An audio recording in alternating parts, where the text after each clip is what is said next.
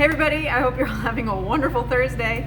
The weather here is absolutely phenomenal in Vermont today. It's like 60 and sunny and just beautiful, beautiful March day.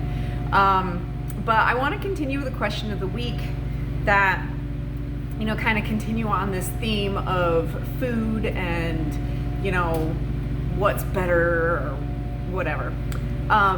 And so I got a question about, locally sourced organic produce versus like traditional farming, like factory farming, monocrop,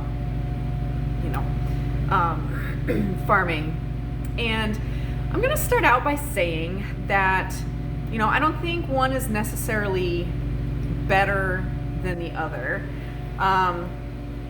because one thing that the more traditional farming that most of our stuff comes from is actually it has allowed us to have food that you all year round that you wouldn't normally get all year round, and that's kind of cool.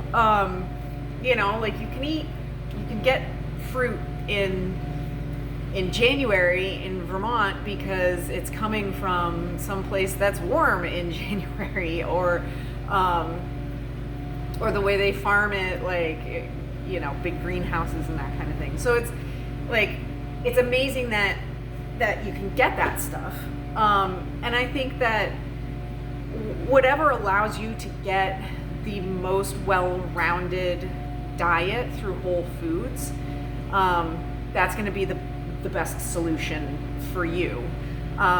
Because the other thing about factory farming is that and I'm just kind of putting that blanket over everything, like fruits, vegetables, meat, all of it, is that it tends to be less expensive. So if you're on a budget, you're probably going to go with the factory farmed produce, which is totally fine if that's what you can afford. And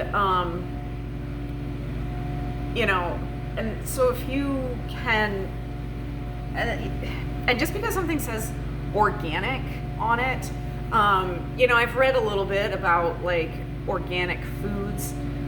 There's some workarounds, and it doesn't necessarily mean that all pesticides are off the table if it's organic. I think there's certain ones that they can still use, so it doesn't necessarily mean that your food doesn't have anything on it. It wouldn't look the way it does if it didn't. Trust me, from someone who's tried growing some of that fruit and some of those vegetables in my own garden, they don't look like that without something. And I don't put anything on my garden because I'm too lazy. I plant the stuff and then I water it for a little while if we don't get any rain, and then I kind of go, whatever I get, and it's on its own basically after that. So if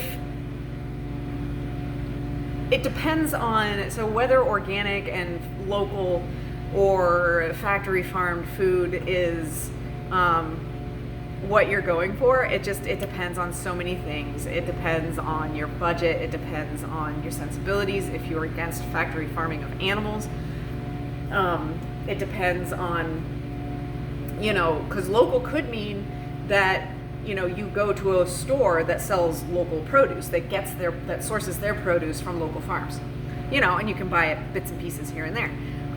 Or you can go to a local farm and say, I want to order a half a cow or a quarter of a cow for, when you're butchering, and then you get the cuts, but then you need some place to store it. So, you've got that issue.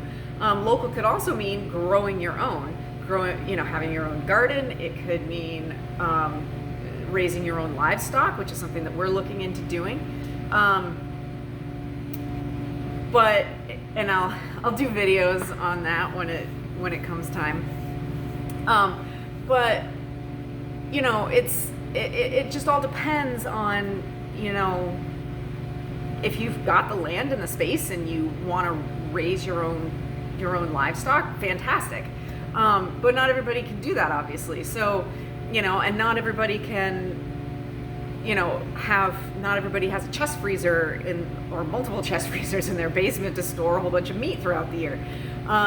And not everybody has the budget to be buying like the locally sourced organic, frou-frou whatevers, that are like $1 more or $2 more a pound, than like the factory farmed stuff, which is still perfect, is still nutritious, you still, like, even out of my own garden, I wash the stuff, even though I don't put anything on it because it's got dirt on it and stuff, so you still have to wash it, you still, no matter where you get it from.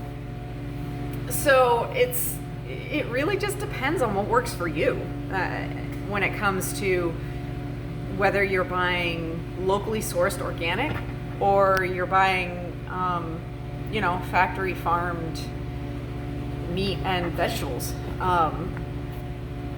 So that's really, whatever works for you. And if you do some of this and some of that too, I try to do as much as I can locally, but I also don't have the time to go out of my way to go to like multiple stores just to get local meat or whatever.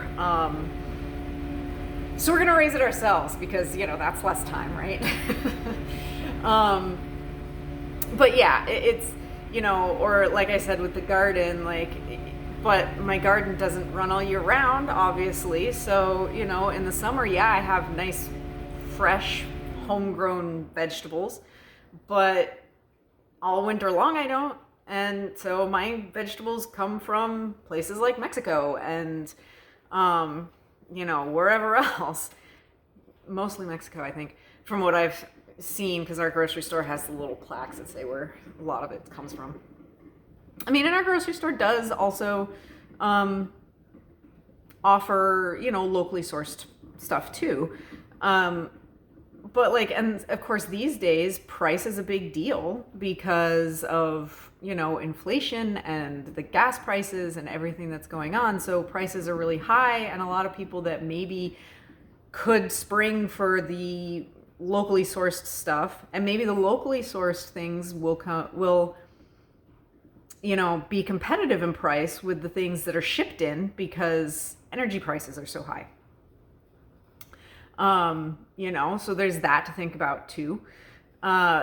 So yeah, it's just, there's a lot to it, and there's really no right or wrong answer when it comes to whether, you're getting your stuff from a factory farm, which always, it sounds terrible, but it's, factory farming has fed more people on this planet than, anything else. And I actually, it was interesting. I was listening to someone, I can't remember what podcast it was or who was talking. I don't even remember any of that. But I did hear someone say something about the fact that we're able to factory farm things like cattle has allowed more forested area because that area is not taken up by fields to feed the cattle. It allows more area for forest. So there's that too. And there's good and bad in all that stuff. I mean, people who don't want to eat meat because it's factory farmed, but they're vegetarian and they buy all these vegetables that are monocrop, that's monocrop agriculture, which is also terrible for the environment, and kills a lot of animals in the harvesting process, which people don't really think about. Same with when I took a hunter safety course a few years ago, they mentioned that haying was one of the main causes of death for fawns. Who knew? You don't think about that kind of thing. You got this big machinery going through, a baby deer is holed up in the grass. They don't move because that's their instinct, is to not move. They sit there, they wait for mom to come back. And so, it's, there's good and bad to everything, and everything's a gray area. So it's whatever works for you in terms of what you want to eat, what you can afford to eat, what you have the space to store or grow or raise. It's up to you. Us personally, we're, like I said, I do a garden. We're going to expand the garden. I don't put a ton of effort into it. Because like I said, I don't put anything on my garden. And so stuff gets eaten by pests, and it's very heartbreaking when that happens.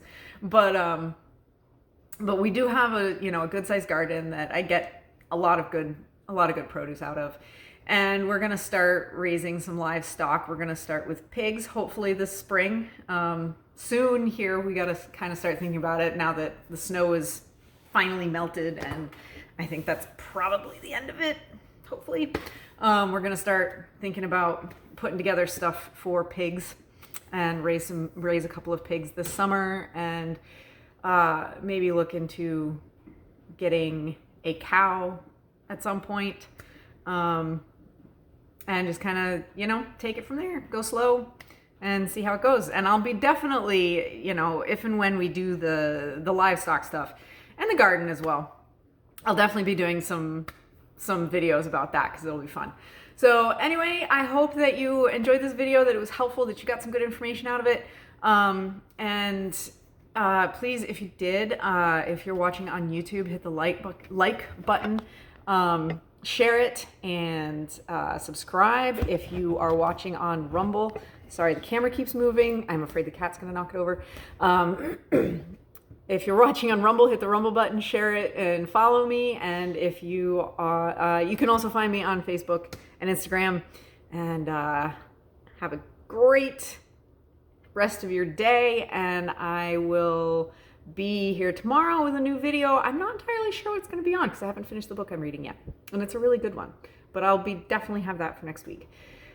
Don't know what tomorrow will bring. So I hope you all have a wonderful day. Bye.